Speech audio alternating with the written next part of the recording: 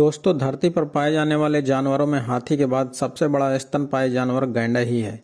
वैज्ञानिकों के अनुसार गैंडा पिछले 5 करोड़ वर्षों से पृथ्वी पर मौजूद है। एक समय था जब उत्तरी अमेरिका और यूरोप सहित लगभग पूरी दुनिया में गैंडे पाए जाते थे, लेकिन लगातार शिकार करने की वजह से अब गैंडे की प्रजाति लुप्त होने की कगार पर पहुंच चुकी है। आज वे केवल एशिया और अफ्रीका में ही देखे जाते हैं।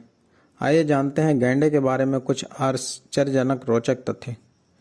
वन्य जीव विशेषज्ञों के अनुसार प्राचीन काल में गैंडों की लगभग 30 प्रजातियां पाई जाती थीं, लेकिन अब उनमें से केवल 5 प्रजातियां शेष बची हैं। अन्य प्रजातियां समय के साथ धीरे धीरे विलुप्त होती गई हैं। बची हुई प्रजातियों में सफ़ेद गैंडा, काला गैंडा, भारतीय गैंडा, जावन गैंडा तथा सुमतारन गैंडा शामिल हैं। गैंडे की ऊंचाई लगभग 6 फुट और लंबाई 11 फुट तक बढ़ सकती है। इसका औसत वजन 2000 से 2700 किलोग्राम तक हो सकता है। भारत में एक गैंडे का वजन 3800 किलोग्राम मापा गया था। गैंडे 50 से 55 किलोमीटर प्रति घंटे की रफ्तार से भाग सकते हैं। भारत में गैंडे असम राज्य के काजीरंगा नेशनल पार्क में पाए जाते हैं।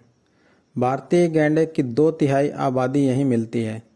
असम के अलावा ये पश्चिम बंगाल, उड़ीसा, उत्तर प्रदेश के कुछ इलाकों में और हिमालय की निचली पहाड़ियों पर भी पाए जाते हैं।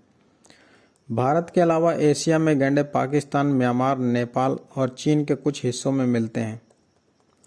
अफ्रीका में पाए जाने वाले सफ़ेद गैंडे पूरी तरह से सफ़ेद नहीं होते हैं। इनका रंग थोड़ा भूरा होता है तथा काले गैंडे के मुकाबले इनका मुंह थोड़ा अधिक बड़ा होता है। गैंडों के सुमतारन प्रजाति इंडोनेशिया के सुमात्रा द्वीप में ही पाए जाते हैं। इंडोनेशिया के जावा द्वीप पर पाए जाने वाले जावन गैंडों की प्रजाति के केवल 50 ही गैंडे बचे हैं। गैंडे को देखने से लगता है कि उनका शरीर कई सारी प्लेटों से ढका हुआ है, लेकिन ऐसा नहीं है। असल में ये त्वचा की परत होती है। गैंडों की त्वचा काफ़ी मोटी होती है। अगर इनकी त्वचा पतली होगी तो इन्हें सूर्य की किरणों से नुकसान पहुंच सकता है। अपनी त्वचा को सुरक्षित रखने के लिए गैंडे अपने शरीर में कीचड़ मलते हैं, इसलिए उन्हें कीचड़ में रहना पसंद है। गैंडे शाकाहारी जानवर होते हैं। ये अपना जीवन घास, झाड़ियाँ, पत्ते आदि खाकर व्यतीत करते हैं। प्रजातियों के अनुसार उनके मुंह में 24 से 32 तक दांत होते हैं। गैंडे की थूथन पर जो सींग पाया जाता है, असल में वो सींग नहीं होता, बल्कि ये हजारों मोटे और मजबूत बालों का एक गुच्छा होता है। अगर वो टूट जाए तो थोड़े समय बाद फिर से उगाता है। एशिया में पाए जाने वाले गैंडे में एक सींग होता है, जबकि अफ्रीका में पाए जाने वाले गैंडे के 2 सींग होते हैं। अभी तक सबसे बड़े सींग की लंबाई 4 फुट 9 इंच मापी गई थी। गैंडे की देखने की शक्ति बहुत कमज़ोर होती है। उन्हें 30 मीटर की दूरी तक भी चीज़ों को देखने में परेशानी होती है, जबकि उनकी सूंघने और सुनने की क्षमता बहुत ज़्यादा होती है। गैंडे के झुंड को इंग्लिश में क्रैश कहते हैं। नर और मादा गैंडे के मिलन के दौरान मादा गैंडा अपने मूत्र छिड़क देती है, जिसकी गंध से नर गैंडा आकर्षित होता है। यदि एक से अधिक गैंडे आते हैं तो निर्णय लड़ाई द्वारा किया जाता है। आपस में लड़ने से अक्सर उनकी मौत भी हो जाती है। 50% नर और 30% मादा गैंडे की मौत लड़ाई की वजह से ही होती है। मादा गैंडा आमतौर पर 4 साल की उम्र में यौन रूप से परिपक्व हो जाती हैं। सफ़ेद मादा गैंडे को छोड़कर गैंडों की लगभग सभी प्रजातियों में मादा गैंडे का गर्भकाल 16 महीने का होता है। सफ़ेद मादा गैंडे का गर्भकाल 16 से 18 महीने का होता है।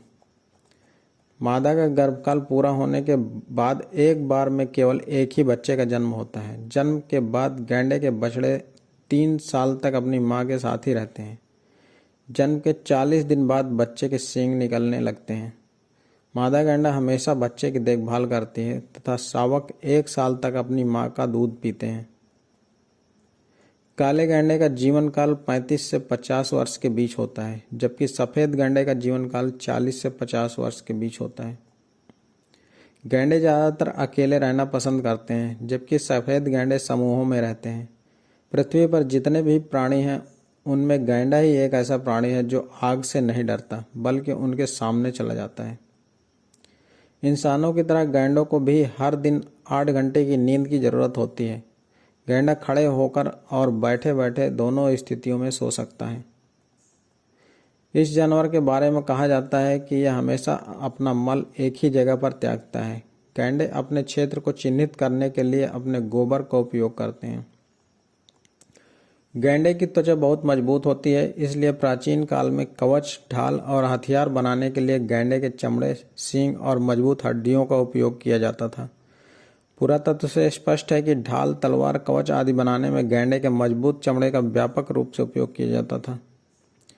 गैंडों का शिकार मुख्य रूप से उनके सींगों के लिए किया जाता है, जिसके बारे में कहा जाता है कि उनका पारंपरिक चीनी चिकित्सा में औषधीय उपयोग होता है। चीनी मान्यताओं के अनुसार सींगों में खोई हुई युवा शक्ति को वापस लाने का गुण होता है। दोस्तों, आपको यह वीडियो कैसी लगी कृपया हमें कमेंट करके बताएं तथा वीडियो को लाइक करें और चैनल को सब्सक्राइब करना ना भूलें। धन्यवाद। जय हिंद।